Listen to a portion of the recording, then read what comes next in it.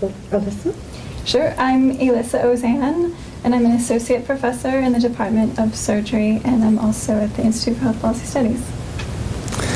And I'm Jeff Belcora, and I'm also an associate professor of surgery in the Institute for Health Policy Studies. And you are both faculty members here at UCSF, and I'm wondering if you could each describe how you came to the Institute and what your interests were that brought you here. So I've been here about a year and a half, and I was fortunate to do my graduate work here about 10 plus years ago.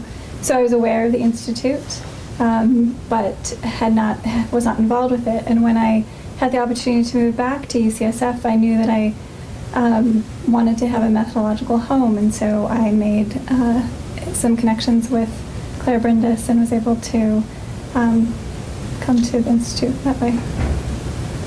And Jeff, how about you? Well, the story really starts when I was a graduate student at Stanford. Aha. Yeah. And I fell in with a group of doctors, and also Alyssa was in the same kind of community at Stanford in graduate school. And we started looking into medical decision making. And Laura Esserman, who was at the time on my dissertation committee and was a faculty member at Stanford, she moved here to UCSF. And she met Hal Luft. And so she was a real big fan of Hal and of the work the Institute was doing. And so over the years, as she and I kept in touch, eventually when I came to UCSF, it was always with the idea that I might be doing work that's very consistent with the Institute's mission. And it took a few years after I arrived here to really, through John Shostak and others, to really get to know the Institute a little better, and then eventually get to know Claire and compete for a position here, and that all worked out. I know that obviously you each had different motivations for taking on the areas of research that you work in, and I'm wondering if you could tell us a little bit about that and sort of how those areas led you here. So my area of research is primarily in risk assessment and prevention in the area of breast cancer. So that entails everything from decision support modeling to risk assessment implementation. And so I'm really motivated by the opportunity to improve people's health by prevention of disease. And so the big challenge in that area is implementation. And so by coming here at the Institute, there are a lot of people here who have taken on many, many bigger challenges. And so many people here who I can learn from as we try to do this here at UC. I need to make one small adjustment. Just hold that thought. Pick you up a little bit better. Do I need to project more? Yeah. Curse of my... It's also that female voices generally are higher pitched, so yeah. I have the same problem usually, except I'm rasping it. Okay. It's been a long day, too. Jenny, do you think you have the prior bits that we've just done, or do you need me to redo them? I want to get a retake on Alyssa's. Ask her the question again. Okay. If you could just address to the motivations that brought you to, wait, let me take that back a little. Rewind. I get tongue-tied too. If you could just tell us a little bit about what some of the motivations were for your taking on this particular area of research and how that brought you to the Institute, that would be very illuminating. So my primary research interest is in breast cancer prevention and risk assessment. And I'm very much motivated by helping women to identify areas that they can improve their health and particularly prevent disease. And so breast cancer is one of those opportunities. However, it requires a lot of work in implementation in terms of changing clinical practice around risk assessment and patient and provider decision making. And so the Institute here has a number of individuals and investigators who have taken on many such challenges or larger, and many people from whom I could learn in my efforts to do this. And Jeff, I'm wondering if you could also tell us a little bit about your motivations in terms of taking on your area of research, and a little bit about how that brought you to the Institute. Sure. I was a graduate student in engineering, and I was really passionate about people, especially in teams, making better decisions. And I really was kind of agnostic about where I did that. It was sort of a process. I was a process guy, but I fell in with this group of doctors who said, well, we need more of that kind of thinking in healthcare. And so it was really an opportunity to work in medicine with people who are making very high stakes decisions. And I got into it with one doctor in particular, Laura Esserman, and I followed her around in the ICU. So we started by looking at critical care decisions. And the first publication we had was in JAMA. So it was sort of all downhill from there. But her practice moved into breast cancer, and so I followed her into breast cancer as well. And it really turned out to be a great domain for working on these issues around helping people, get the treatment they need and want. It's according to their, meets their personal preferences and priorities. And so eventually that led to the Institute because we were doing work about really amplifying the patient's voice. And when you think about it, the patient as a consumer is a strong instrument of health policy. If we're going to try to get better care and at better cost and better value, it comes down to people, patients and doctors, making decisions one at a time. So, I'm just wondering for each of you what some of the biggest challenges to conducting rigorous and relevant research in these areas, what some of the challenges are. And also, I wonder, it sounds like both of you very much function within the context of other participants and other players, and I'm wondering if you could speak to that a little bit, because that's an important context for the work each of you do. Did you want me to start? Sure, yeah.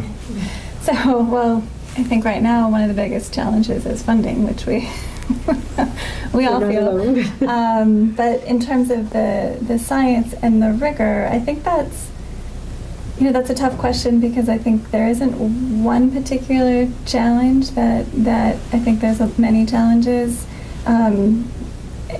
And when you ask the question, it's hard to answer in the sense that I don't stack them up as challenges. They're sort of fun puzzles that I am looking at. But I think one of the biggest challenges is changing practice, and whether that's the provider trying to change the ways that they were learned originally, or fighting against some sort of cost incentive that is encouraging behaviors and practice that isn't the best for the patient, or whether it's in the patient's side of changing their behaviors and their approach to a particular disease where there's been a lot of media attention, and yet that media attention may not at all be focused or based in the evidence. And so I think in my view, that's the hardest challenge, is to getting those key players who are the main players to buy into the process of having of encouraging evidence-based and patient-centered care. Jeff, I'm wondering if you could also then tell us about your perception of the challenges. And Okay, I think paint a picture of the challenges that I see in my work. It's like we're in a car, and there's one person driving the car with their foot on the accelerator, and that's the people who are pushing revenue in the healthcare system. And these are usually device manufacturers, drug manufacturers, other people who are going to gain really from selling products and services. And then there's another driver in the car, and they're driving with their foot on the brake. And so they're the people who are trying to inhibit costs. And then in the back seat as the passenger is the patient. And so what really my work is about is trying to get the patient into the front seat, driving the car a little more smoothly, because otherwise it's quite a ride to have, one set of forces trying to push revenue and the other try to contain costs. So, I mean, those are reasonable things that we want. We want drugs and devices, and we want those things to be good and strong, and we want lower costs. But how do we get the patient to really speak for their own needs and make sure they're getting ultimately the care they need and The want? appropriate care, yeah. Yeah. Yeah. Well, these are very big challenges, and I'm wondering how IHPS and your collaborations through the Institute, I don't know, let me ask this question differently, excuse me. I remember reading this a few times, and it's not been said. Okay. How did the Institute and your collaborations through the Institute, how does the Institute and your collaborations through the Institute support your work and perhaps enhance it? Lisa? Sure. One of the probably the most fun collaborations I've had within the Institute is working. Can we start this over, because I Yeah, can't sure. remember Okay. what's the name of the course? That's okay, we just had somebody else not be able to remember. So being a mentor for the cost effectiveness course. In the ticker program, Yeah. or what is it? Which course are you talking about? I don't know the name of. Probably doesn't matter, like if you just say Okay. All right. your mentor for one of the courses. We're going to start that one over. Who's the teacher? Like Jim? Yeah. Jim Kahn? Yeah. Yeah, what's Jim's? I mean, he teaches in the In Mission Bay. training and for- clinical research. It's the ticker think program, it right? is. It's called Decision and Cost Effectiveness Analysis. Okay, well, I right? can, And so you can kind of reference it as the courses for medical students, right? Well, Or these it's, residents, or these it's a diverse group, so I can say that. Talk about that in Okay, Jim Okay, that might Kahn. be helpful. Thank you. Yeah. Okay, Okay, so should I ask the question again? one of about collaboration. So okay, I've got it. Okay. One of the most fun collaborations that I've had through the Institute is participating as a mentor in the cost effectiveness and decision analysis course with Jim Kahn. And through that position, I've been able to mentor students in this course that range from clinicians who are interested in learning about these things, in addition to master's students and other students and residents and postdocs, et cetera. And so it's been a real boost to some of my work and thinking, is to be able to interact with this young group of individuals and look at the projects that they're working on, which sometimes are often completely different than things that I've ever worked on before. So it's been a real treat to be able to participate in that program. And Jeff, how about for you? In terms of the Institute and your collaborations through the Institute that support your work and maybe, enhance it or even impact it in terms of going in a slightly different direction, which is... Yeah, I had a rich set of collaborations in cancer, starting with breast cancer and then going to other cancers when I came to the Institute. But at the Institute, I started working with Kevin Bozick, who's an orthopedic surgeon. So that has brought me into a whole different world. I mean, some of the issues are really similar. People are still making high-stakes decisions that are going to affect, their lives in important ways. But there's also a lot of differences. The timing for the decisions are different. In some sense, the emotional stakes are a little bit different. And the issues around disparities, who's getting access to care and who isn't, those are all different. The economic issues are different. So it's been incredibly stimulating to work with Kevin, who's an authority in his area, and for me to bring some of the methodology and some of the focus on decision making. So that's one collaboration that really stands out recently through the Institute. So this is a big picture question, and those are the toughest when you're asked to stand back and think about your own work in terms of the most impactful outcome of your work and the place where you feel you've had perhaps the most satisfaction or the most influence, and perhaps reached and helped the largest number of people. Elisa? I might have Jeff do this one first. All right. How about Jeff? Yeah, sure. Okay, let's mix it up a bit. Yeah. Okay, you want to say Can I ask that again? Yeah, just. Okay, so it's really difficult sometimes to step back and to critically assess what you think the greatest impact or outcome of your work is, in terms of, where you've had perhaps the most personal satisfaction, or you feel you've impacted policy, or you've impacted patients. And I'm wondering if you can, recognizing that you have long careers ahead of you, both of you, but if you have any feeling about that at this point in time. Yeah, the question reminds me of the expression, are you making a world of difference, or are you making a difference in the world?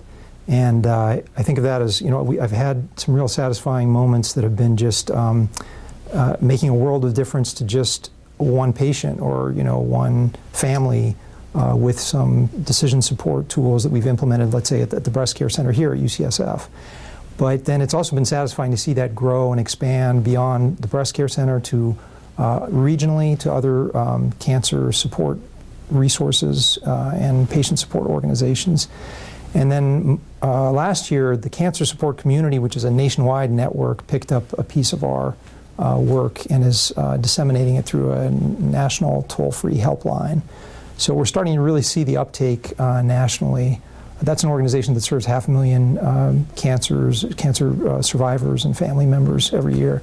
So, and now I'd say through IHPS and this kind of platform that we have here, next week I'll be going to, or next month, I should say, I'll be going to MedPAC, the Advisory Commission to Medicare, and also to the Institute of Medicine to talk about how are we really going to further implement shared decision-making and decision support on a national level. So I'd say that there's been rewards at these different levels, and hopefully, as you say, we'll kind of keep growing the field moving forward. Alyssa, how about yourself in terms of the impact of your work and your greatest satisfactions and feelings of accomplishment?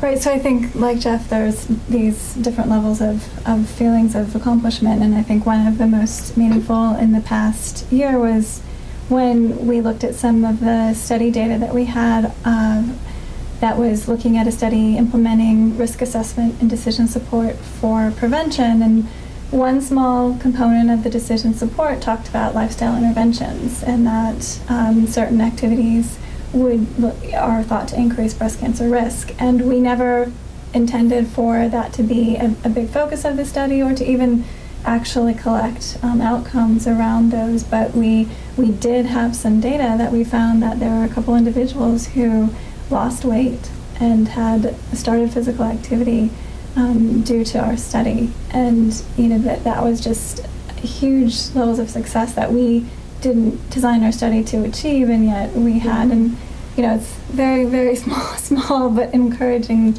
to us nonetheless, to be able to think that is another avenue in which we can make achievements. And so that is one level of impact that has meant a lot to me.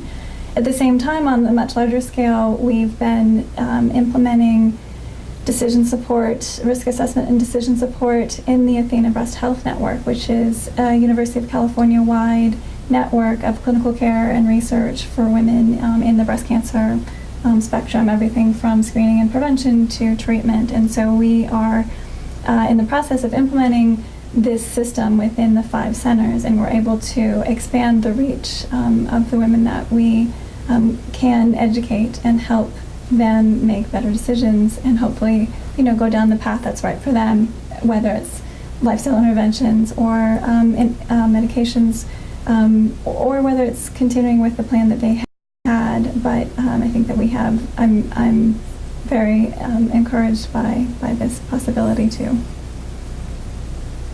Okay, that's really helpful. So, I think what outcomes are you most proud of is a little bit similar, unless you, yeah. Okay.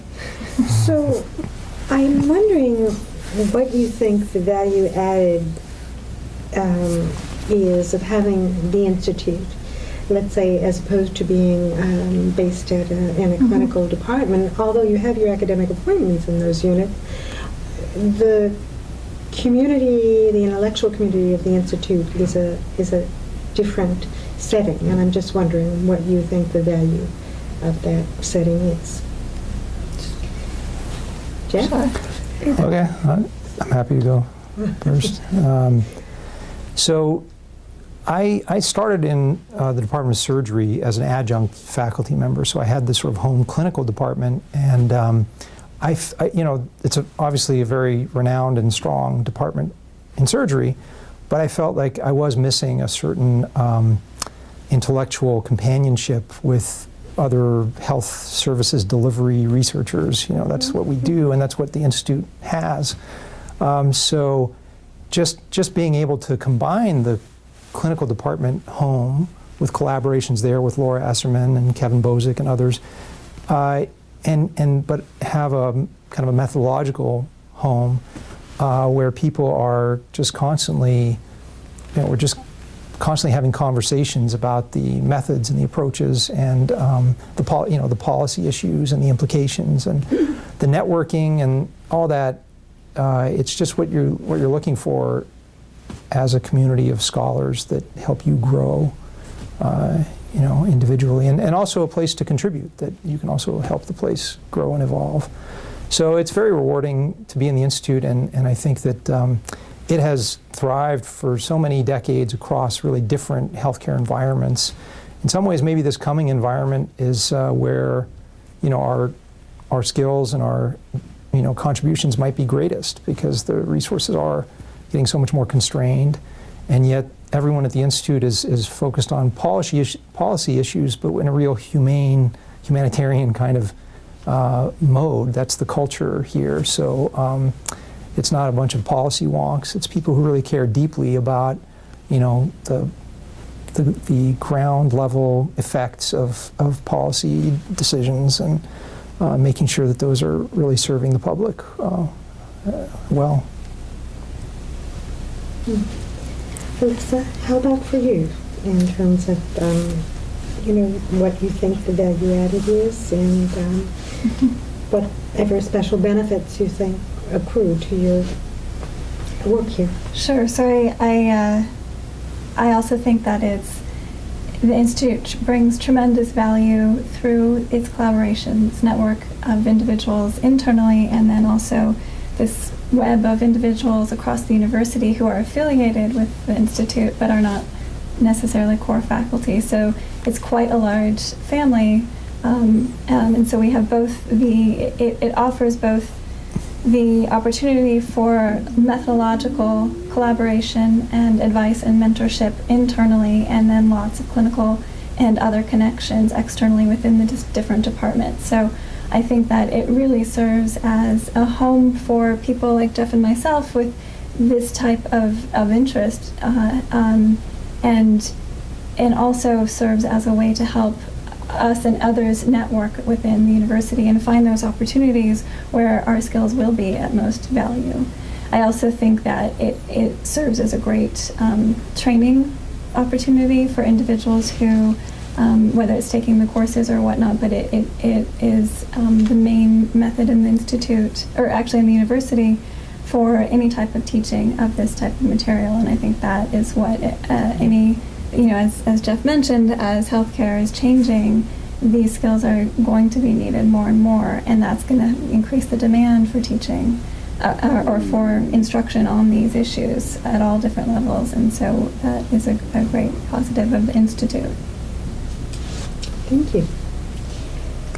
So I don't know if there are other questions that I should be asking you about anything you'd like to share with regard to your experiences here at the Institute, or any stories or aha moments, and answering any of those is not mandatory, but if there's anything you want to share, it's your call. I got one thing that I'd like to maybe get more of a succinct statement. Is the collaboration or the outreach of your findings or your policy influence on policymakers, how does that spread to maybe other universities, other colleagues outside of UCSF or within UCSF? Okay, yeah, I think I got a take on that. You know. Do I? Are you We're looking both- for a Just for- multiplier effect? One at a time. Oh, well, because I thought it. Go ahead. You want to try first? Sure. Okay. Let me get settled in. Okay, and go.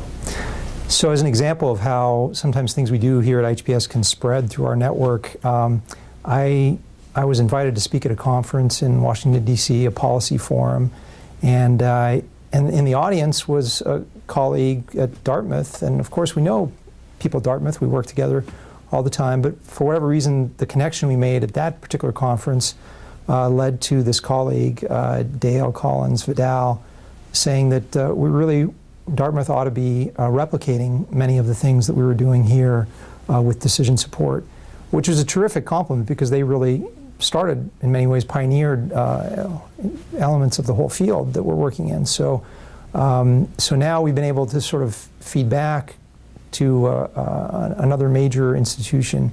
And together we're now moving forward as the kind of anchor tenants of something called the Patient Support Corps, which we hope will be a nationwide network. And so we've got UCSF anchoring it here on the West Coast, Dartmouth anchoring it on the East Coast, and I hope now, this is just getting started, but I hope we'll be able to fill in the rest of the country. So that's kind of an example of how being at the Institute and going out and speaking in its behalf can lead to strong dissemination. That's great.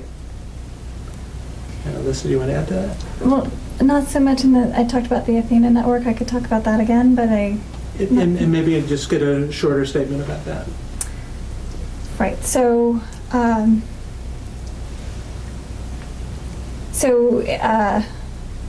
You can take a couple takes. Let's just go for it. No, it's fine. The question is how being at the Institute can help us disseminate across. Okay. To policy or higher levels or whatever. Yeah. Right. So, in one way that we are reaching out to influence policy beyond the Institute is to work with. I'm going to have to take another take on this one. Sorry. It's okay. Well, because I don't know how much it is within UC still. So for example, I was at the Commonwealth Club when you spoke, when they had a public presentation that was open to the community. Right, the open forum. Yes, and it was a very interesting open forum that I think was very impressive with regard, from my perspective, with regard to the sort of mix of people in the audience with very different interests, and and you're carrying it into a system. So it's sort of like the Institute and your work here going into the whole UC system, which is so huge and serves hundreds of thousands. Yeah. And, Right, and the visibility of UC, I mean, I think that the Institute certainly has been working on improving its own visibility, and UC simultaneously is working on improving its visibility in a positive sense. But, I mean, I don't know if anything in that arena is sort of... Yeah, so I'll go back to the Athena example. So we are working to expand our research beyond the Institute and UCSF to introduce this concept in the Athena Breast Health Network, which is a network of the 5 UC medical centers. And so we have the opportunity to extend our research within that network. Very good. That was actually a nice conversation with the three of you. But can I just follow up on one thing? So that night, and we're so relaxed. You mentioned Patient Support Corps. Yeah. You didn't say what it is. What it is. Okay, yeah, sure. And start with that as a statement. And you can spice it. You can spice it in. That's Yeah, good. your lead would be, we have this patient support group, and then expand on that. Okay. So this is very exciting. Let me explain what is the Patient Support Corps. Oh, all right, yeah. This is very exciting. Let me explain what the Patient Support Corps is. it's this concept where we're using students who are in different training programs, whether they're medical students or nursing students or public health students or even undergraduate students. And we're training them as coaches to provide support, decision support, to patients who are going through and trying to gather information and absorb all this information from their doctors and ask questions. And so when you think about it, who's better than a student to help you connect with good information, like online sources of good information, or help you generate a list of questions or take notes for you at an appointment? So students do that all day in their studies, but now we're putting them to work accompanying patients and being a patient advocate. And we're trying to do this on a national, scale where every clinic someday would be partnered with a training program that would send students over to do this kind of decision support. And as I said, we're starting right here at UCSF, and then we've also recruited Dartmouth to be the next outpost in this network. Terrific. Good. Jay, was that all right? That's great. And as you were saying that, I was thinking, do we have any pictures that we can show to kind of? Yeah. He has very good pictures, I remember Okay. that. Yeah. Okay. And on the Athena group, do we have any photographs that we can maybe use to illustrate some of that? I'm sure we could come up with something. Okay. I think I've seen some things like Yeah, it just depends on what you're looking for. Right. So, are there any other comments, ideas, stories, jokes, The only thing complaints? No complaints. that's coming to, well, it's hard for us perhaps to really know what's happened before we were here. We know the history and we know the reputation, but we weren't here for all of the great work. And I'm sure there was great leadership in those years, but these days Claire has been such a glue to the Institute. She's been, participated in my recruitment, and I don't think that I could have asked for a better supporter and champion. And I feel that so much of what we are doing today in terms of how we network and how we as the Institute present ourselves is due to the legacy of the Institute, and very much in today's day to Claire, who's done a wonderful, wonderful job.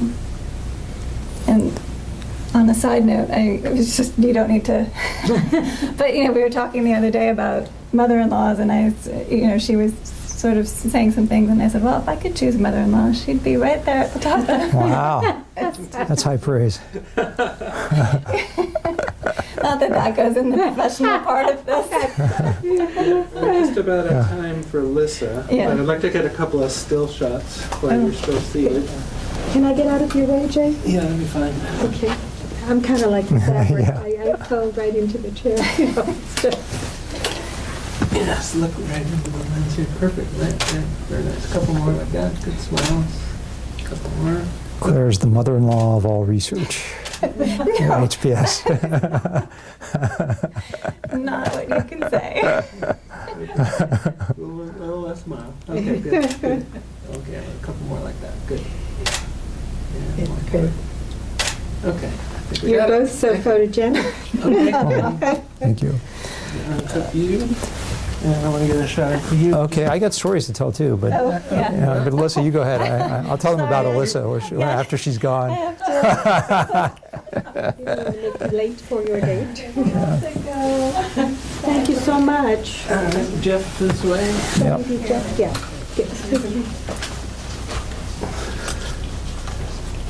That's a good smile. Was it from Alice in Wonderland? I'm late for a very important date.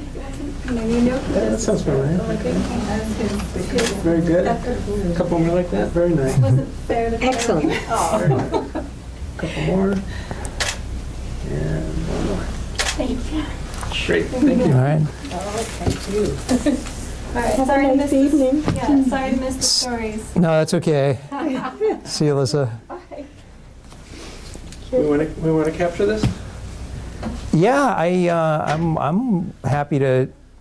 Okay. I was invited to add anything I wanted to add. So, Sure. and then I'm going to interview Eunice and Phyllis. No, he's not intended to determined. I'm going to. I have some time. I actually Actually, we don't have did childcare. threaten that if people could drug us to Yeah. get the secrets of the Yeah. previous decade, Or it would bribe be you. quite a story. Yeah. The real truth. no, I thought I would tell a few stories that echo what Elissa was just saying. Phyllis, I think you need to. Oh, to Phil. Oh, you're saying to me. I need to talk to Phyllis. I'm sorry. You're supposed to look at me. Yeah. Okay. Tell him. So, so Elissa was just saying what an amazing leader Claire is, and it's true. Claire was also very involved in my recruitment. It wasn't just Claire; it was the whole kind of leadership team. As I remember at the time, really involved in my recruitment. Jim Kahn was maybe chairing the selection committee. I think Adams was involved. I think Laura Schmidt might have been involved too. Mm-hmm. And it just became very clear to me, especially talking to Claire, that she's really just a whole kind of new style and breed of leadership, for the 21st century. I mean, she's so supportive and sort of self-deprecating about her own role, but in just trying to showcase your work as a junior person, and just very flexible and democratic and participatory. And that's true of the whole leadership team that I mentioned. I remember going through this whole kind of negotiation about like, how can we make the conditions really best fit for me to do my work here? And so coming in, I had some reasonably, I think, creative ideas about how to set things up for success. And in most places, I think I would have been seen as very high maintenance and difficult. But here, Claire and Jim and others were just always kind of trying to think creatively, how can we make this work? And I think that's part of the Institute's DNA, or part of the legacy that Hal and Phil, initiated. And it reminds me of another story about one of the things that attracted me to the Institute was attending, I think, Hal Luft's kind of, not exactly retirement party, but it was a big celebration. Oh, yeah. And I think Phil Lee, there were a couple of celebrations. I think this was at Hal's when Phil Lee spoke, and he gave a lot of credit to Eunice and said, Eunice really knew how to keep the Institute's priorities in line. And for example, when Phil might have thought he was the boss and was kind of running the place, but if he had something that he wanted Eunice to do, she would tell him, no, Phil, we're working on another proposal, and that's revenue, so what you want has just got to wait. And when I heard that story, I thought, that's the kind of place I need to be, because it's all really about revenue. I mean, when you're a soft money researcher and you're trying to support your work, you just kind of always have to keep the eye on the money coming in and making that happen. So it was, just an interesting, I think, story about the culture here and how entrepreneurial, the place is, and how it's been able to grow and thrive through all kinds of different times. I mean, I think there were good times that I heard about, when the NIH was well funded and pay lines were at 30%, and now we're in an environment of pay lines being like 5%. But throughout all that, the Institute is adapting and growing and continues to thrive.